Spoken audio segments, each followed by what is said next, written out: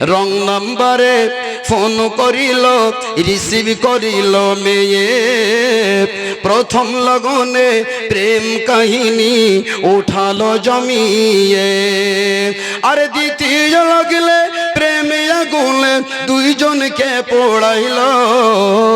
এ আবার কেমন জামানা আইলো রে, এ আবার কেমন যুগ আইলো। যুবক যুবতীর মোবাইলে চলছে শুধু হ্যালো। এ আবার কেমন জামানা আইলো রে, ইমানকে খাইলো। এ আবার কেমন জামানা আইলো। কোনো কাজ করিলে মোবাইল চলে, নয়তো লাগে না মন।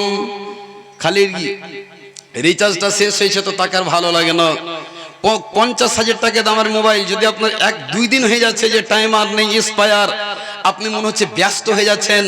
আপনার ফোন পে কাজ না করছে তো ফোন করে দিল্লিতে ভাই আছে, বলছে ভাই আমার মোবাইলটা রিচার্জ করে দে, তো কিছু চলে না। তার মানে মনে হচ্ছে মোবাইল ছাড়া দুনিয়াটা একবারে শূন্য। এই জন্য কবি বলছেন কোনো কাজ করিলে মোবাইল চলে, নয়তো লাগে না মন। এমন একটি গানে মন মাতাইলো, ইঞ্জিন পোপো গান। আর গানের তালে হাসি দিয়ে মাটিতে লোটাইলো। এ আবার কেমন জামানা আইলো রে, ইমানকে খাইলো। এ আবার কেমন যুগ আইলো। এমন একটি অ্যালবাম বেশে গানে মনকে মাতায়। এখন নজরে না দেখিলে বন্ধু দুনিয়া আন্ধার হয়। রং বিরঙ্গের শাড়ি পরে যুবকদের মাতাইলো। এ আবার কেমন জামানা আইলো রে, ইমানকে খাইলো। এ আবার কেমন জামানা আইলো। যুবক যুবতীর মোবাইলে রাত 12টায় শুধু দেখো চলছে শুধু হ্যালো। এ আবার কেমন জামানা আইলো রে, ইমানকে খাইলো। এ আবার কেমন জামানা আইলো। ভাই আমার বন্ধু আমার, পৃথিবীতে যদি অশান্তি বিরাজ করছে, আজকে এই মোবাইল নামে যন্ত্র, আজকে ইহুদিরা নাসারারা আমার আমার আপনার ঈমানকে লুটার জন্য এমন একটা আপনার আমার পকেটে এমন একটা বাদ্যযন্ত্র ভরে দিয়েছে যে মুসলমানের ঈমানদারের ঈমানকে কেমন করে লুটা হবে, এই কৌশলে তারা আজকে কামিয়াব হয়ে গেছে। ভাই আমার, ভালো কাজে দেরি করিয়েন না, চট করে করেলেন মউত চলে আসবে। এবার চলুন ফিতনা কাকে বলে। আল্লাহ রাব্বুল আলামিন এবার পবিত্র কোরআন আল্লাহ বলছেন বিসমিল্লাহির রহমানির রহিম ইন্নামা আমওয়ালুকুম ওয়া আওলাদুকুম ফিতনা। নবীজি বলছেন এমন একটা জামানা আসবে যে তোমাদেরকে চারিদিক থেকে ফিতনা ঘিরে নেবে। তোমরা নারীর চক্করে পড়ে যাবে, তোমরা মেয়ের চক্করে পড়ে গিয়ে তোমাদের জীবনটা নষ্ট হয়ে যাবে। বিশ্ব নবীজি বললে হে আমার উম্মতেরা শোনো, তোমরা দুনিয়া থেকে ভয় করবে আর তোমরা মহিলার শয়তানি চক্কর থেকে ভয় করবে। ফাত্তাকুদ দুনিয়া ওয়াত্তাকুন নিসা। বড় ফিতনা পৃথিবীতে মহিলা। ভাই আমার বন্ধু আমার, শুধু ফিতনা 2-4টি কথার জন্য বলছি।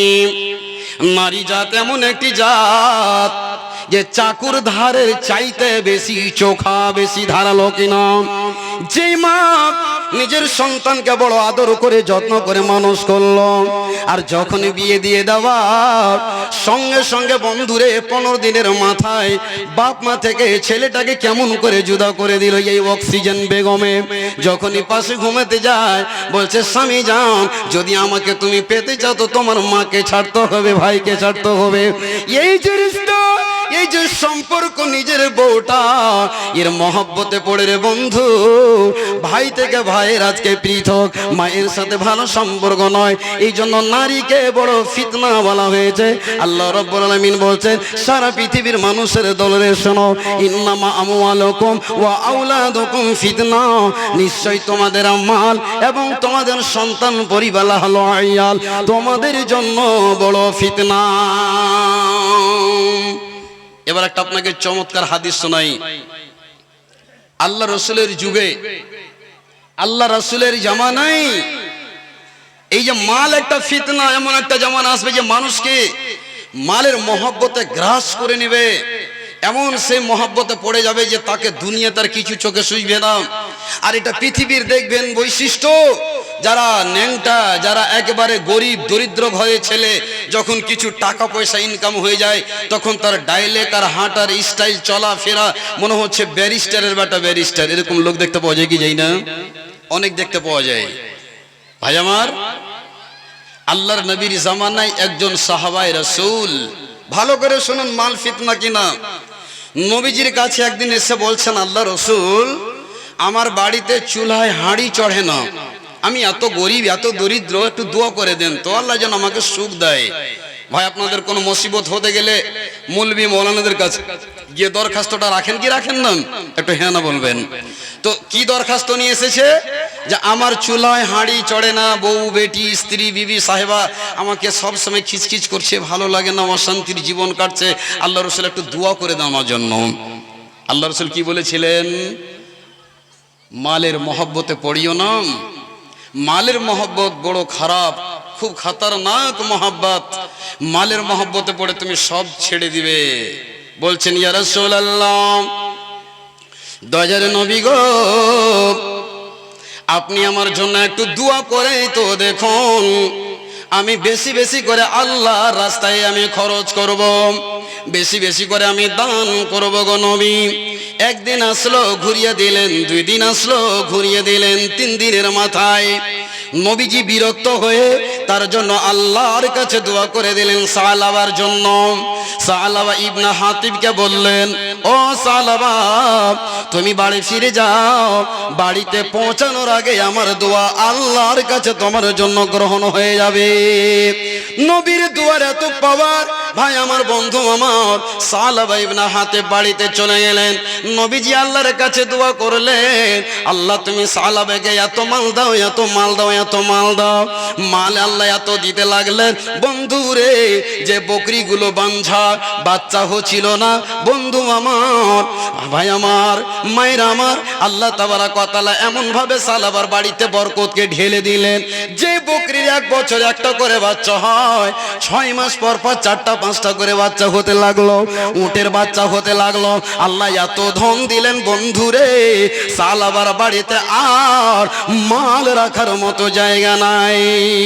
ভাই আমার বন্ধু আমার, বিশ্ব নবীজি বলছেন সাহাবারা রে, জোহরের নামাজে সালাবাকে দেখতে কেন পাই না? আসরে আছে তো মাগরিবে নাই, মাগরিবে আছে তো ইশারে নাই, কেন সালাবাকে দেখতে পাই না? নবীজিকে বললেন, ইয়া রাসূলুল্লাহ আপনার দোয়া কোনোদিন বৃথা যাবে না, আপনার দোয়া আল্লাহ কবুল করেছেন।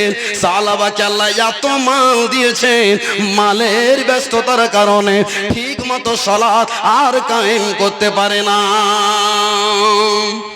পৃথিবীতে গরিব যত সুখে জীবন কাটায়, পয়সাওয়ালা কাটাতে পারে ভাই? পারে? পারে না। গরিব হলে কি হয়, বেলা 8টা হলো নুন খুদি খেয়ে বেরিয়ে গেল, সন্ধ্যা হলে টাকা 500 পকেটে করে খালি মুচুর মুচুর করে গুটকা চাবে, ছাড় বাড়ি ঢুকছে, কোনো টেনশন নাই। বলি সাহেব কাল সকাল হবে ফের দেখা যাবে। কিন্তু একজন ধনী মানুষকে দেখেন, তার যদি 4টা লরি থাকে, 2টা যদি ট্রাক্টর থাকে, স্করপিও থাকে, বোলেরো থাকে, বন্ধুরে রাতে ঘুমাবে তাও কোনো সময় চাইনা আসবে না। আমার এই 31 নম্বরে এই যে হাইওয়ে রোডে আমার 2টি লরি চলছে, হয়তো আমার ড্রাইভার কখন অ্যাক্সিডেন্ট করে দেবে। বন্ধু আমার এই যে একটা চিন্তা ভাবনা টাকা পয়সার, ভাই আমার বন্ধু আমার এত ব্যস্ত হলেন সালাবা, আর যেন নামাজে আসতে পারে না। আরে ফরজ নামাজ, এই 5 ওয়াক্ত নামাজ তো যাক, জুমায় জুমায় নবীজি সালাবাকে দেখতে পাই না। যখনই দেখতে পেলেন না, আফসোস করে বললেন, সালাবা রে, আল্লাহ কোরআনে বলেছেন, ইন্নামা আমওয়ালুকুম ওয়া আওলাদুকুম ফিতনা, মাল তোমার জন্য পরীক্ষা। ভাই আমার বন্ধু আমার, যদি আল্লাহ আপনাকে মাল দিয়েছেন তো এটা একটা পরীক্ষা, দেখি আমার বান্দা আমার রাস্তায় খরচ করে কি করে না। আর আল্লাহ যাকে একেবারে গরিব করেছেন, দরিদ্র করেছেন, এটাও একটা এক ধরনের পরীক্ষা।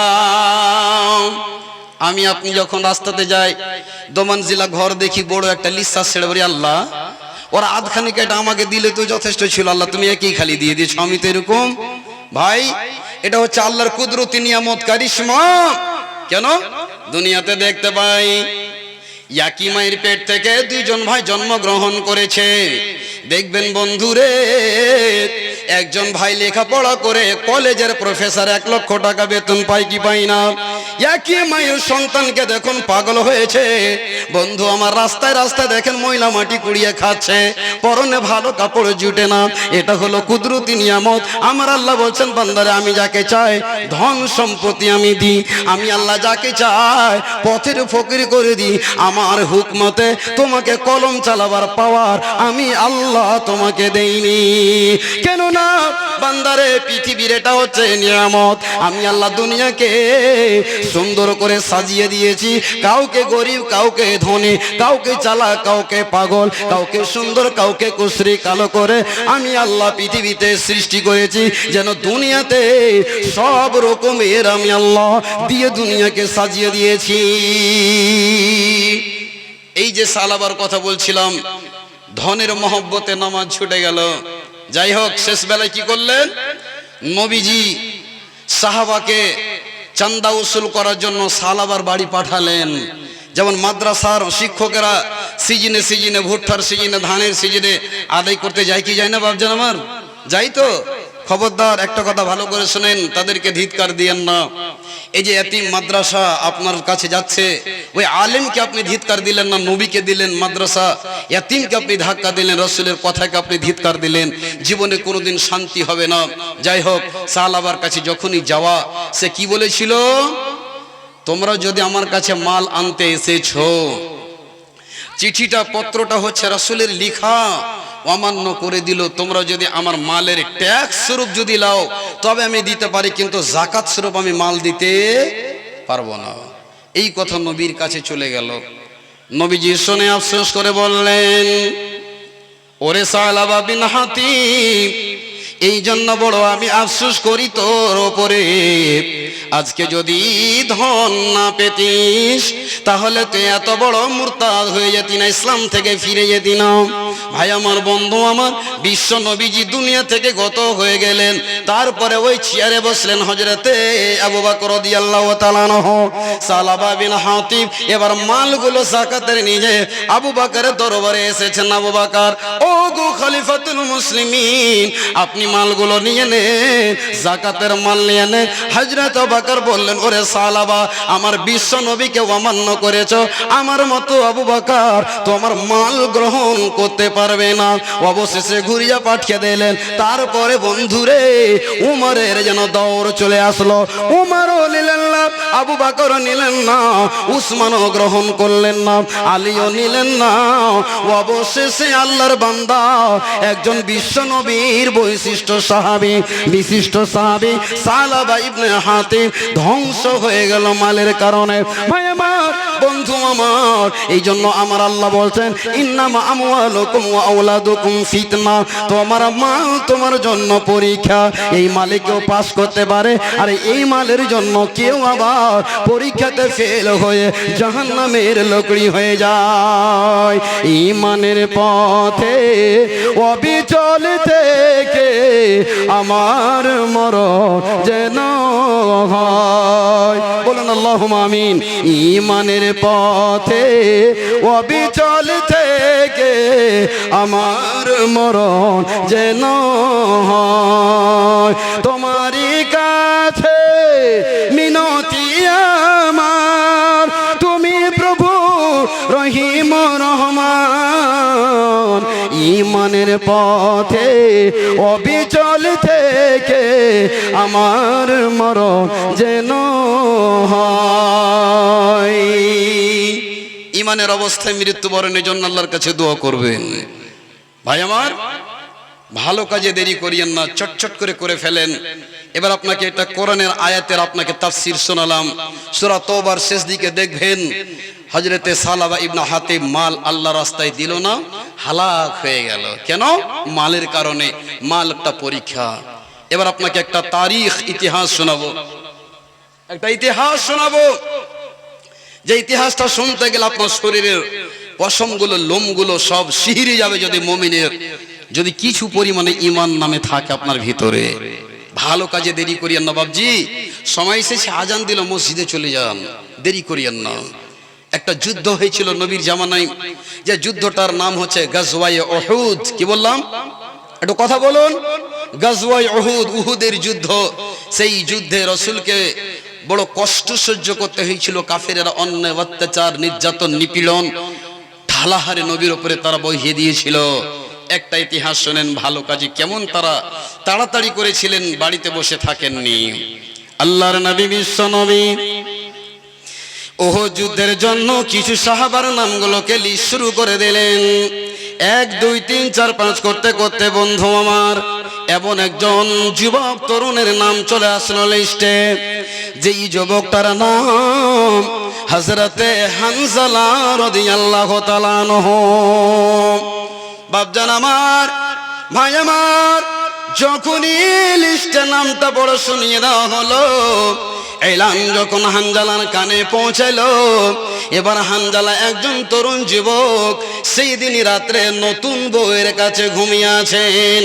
ভাই আমার, বন্ধু আমার, সেই রাতটা কত আনন্দের। যারা বিয়ে করেছেন জীবনে এই মুহূর্তটা ওই নারী পুরুষেরই জীবনে একদিন অবশ্যই গত হয়েছে।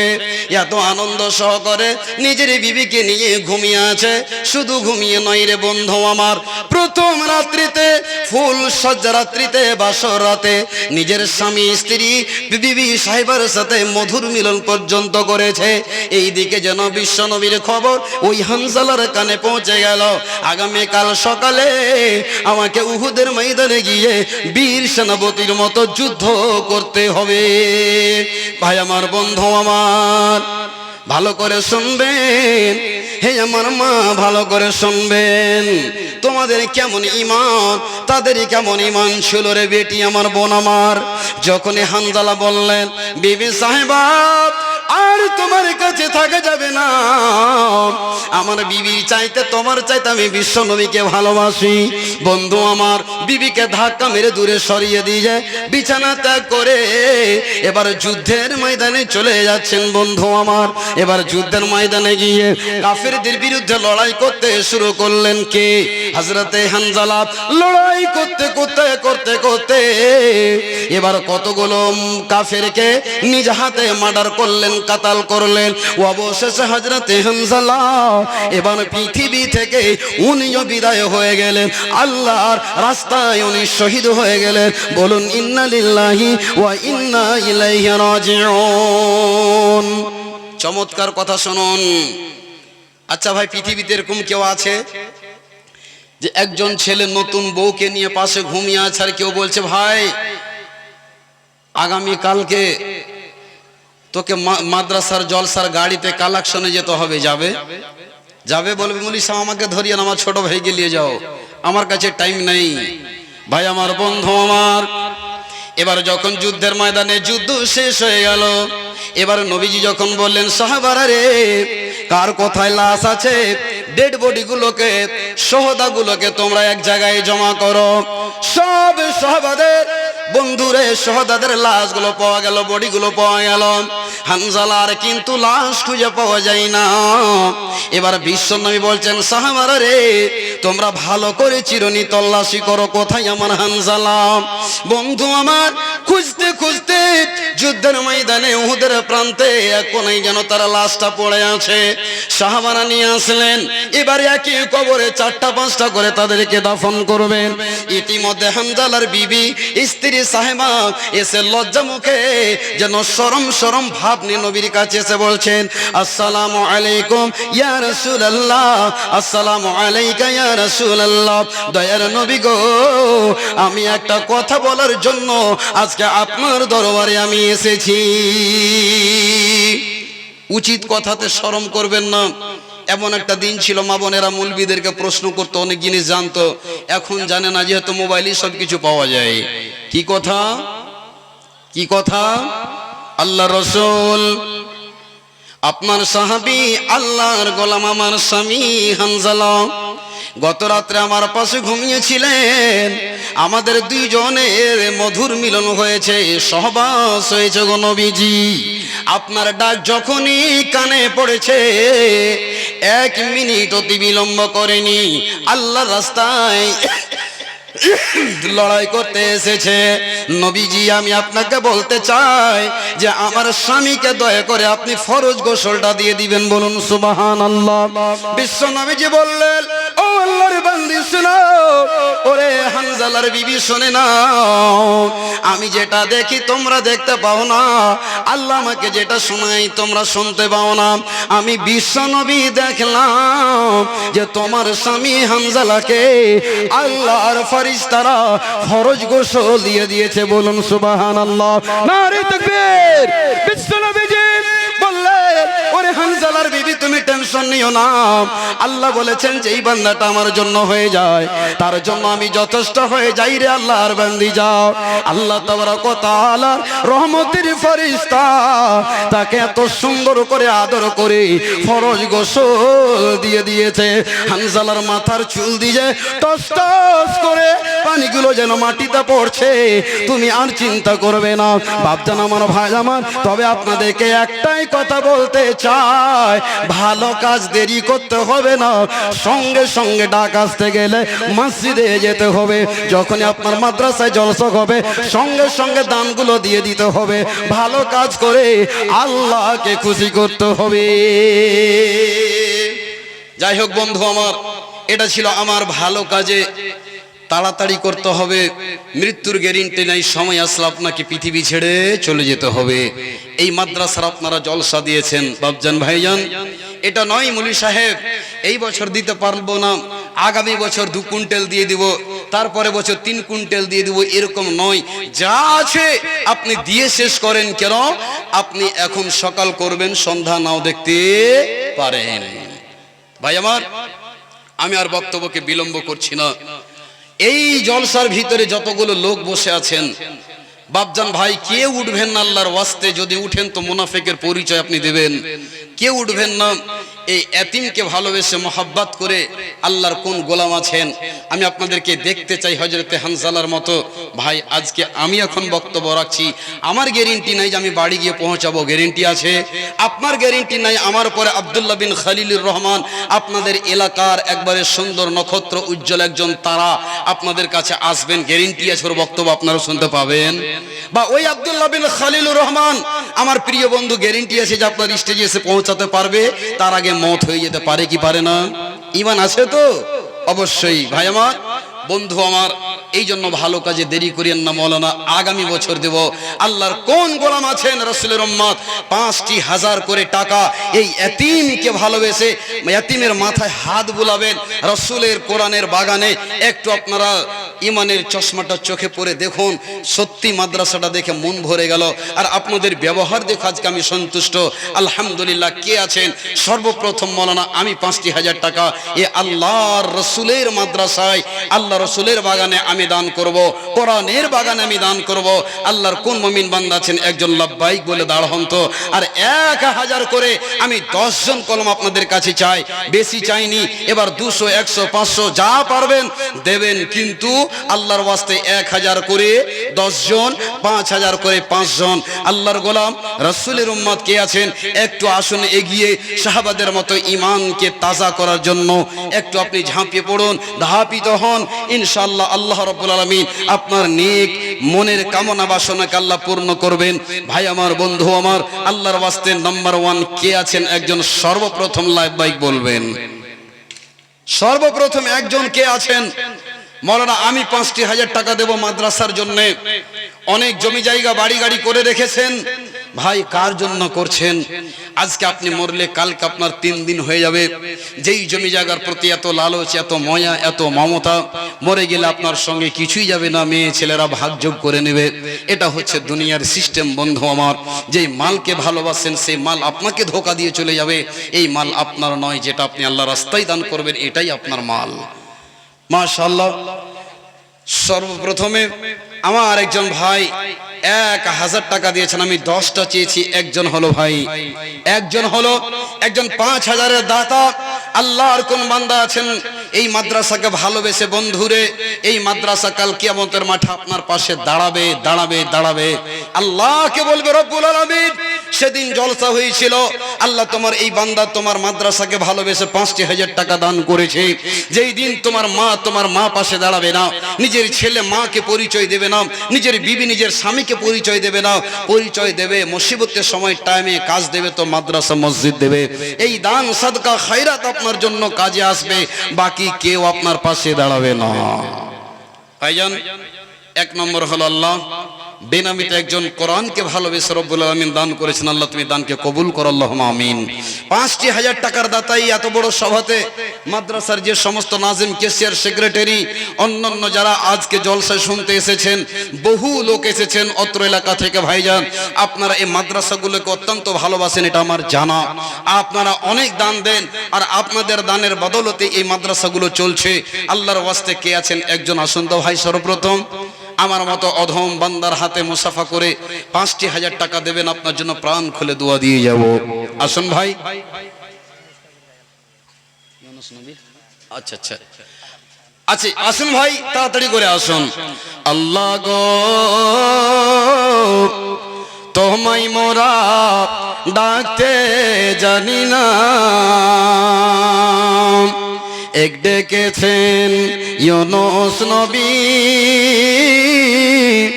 মাছের পেটে রইলেন পড়ি গো, আল্লাহর নামে রইলেন পড়ি, হজম হইল না। আল্লাহ গো, তোমায় মোরা ডাকতে জানি না, ডাকার মতো ডাকলে আল্লাহ তুমি কেমনে শোনো না।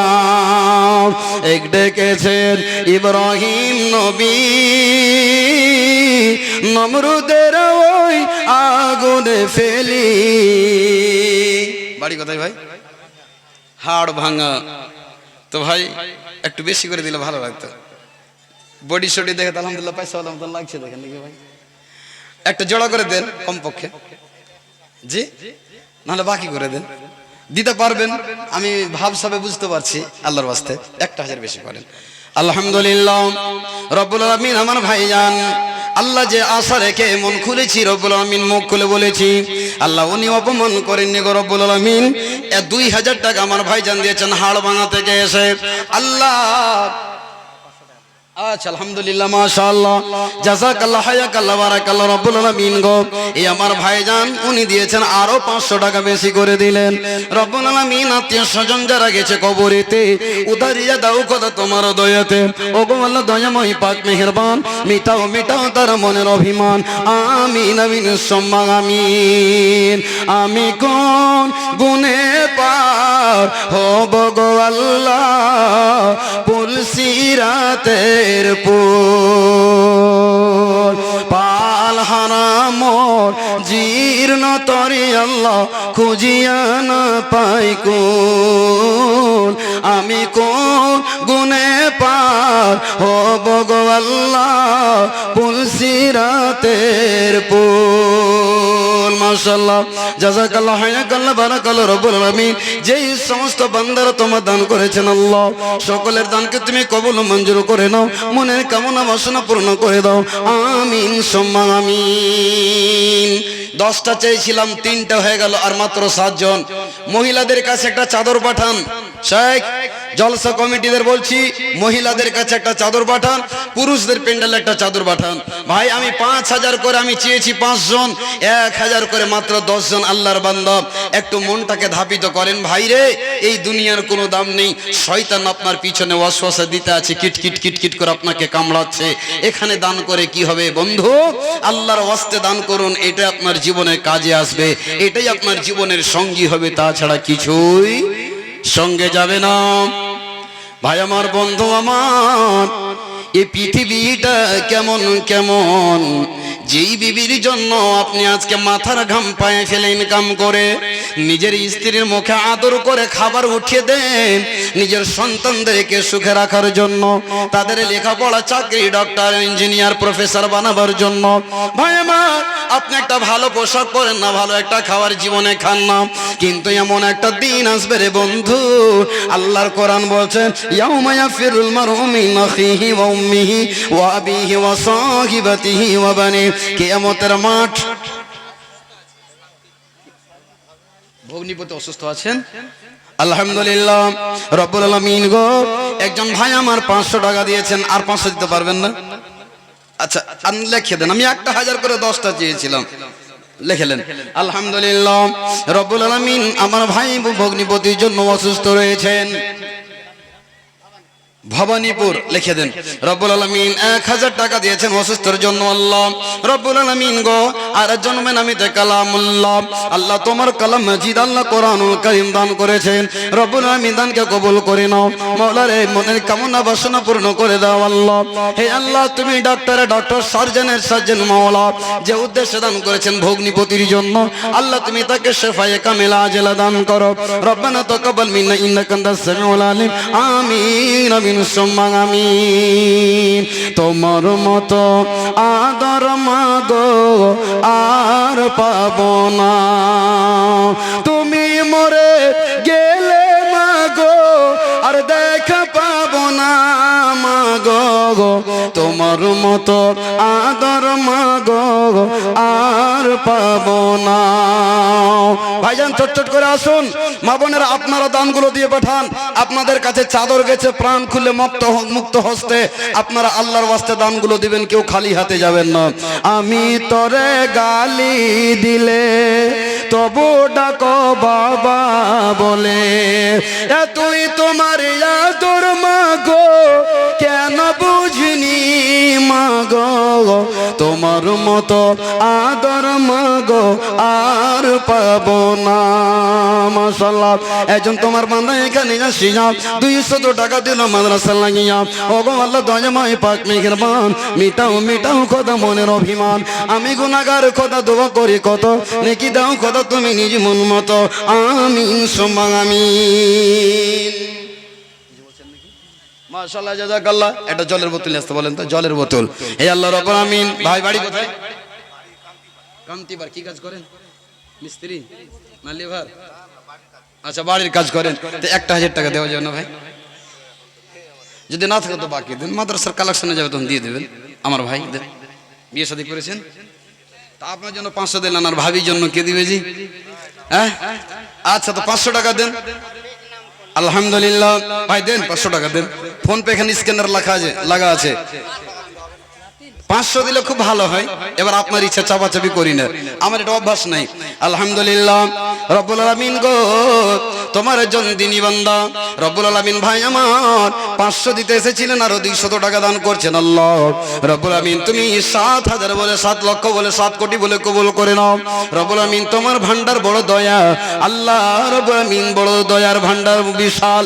আল্লাহ রব্বুল আলামিন গো, তোমাকে খুশি করার জন্য এরা মাদ্রাসার প্রেমিক ভালোবাসা আল্লাহ মনে খুলে রব্বুল আলামিন দান করছেন। আল্লাহ সুবহানাল্লাহ।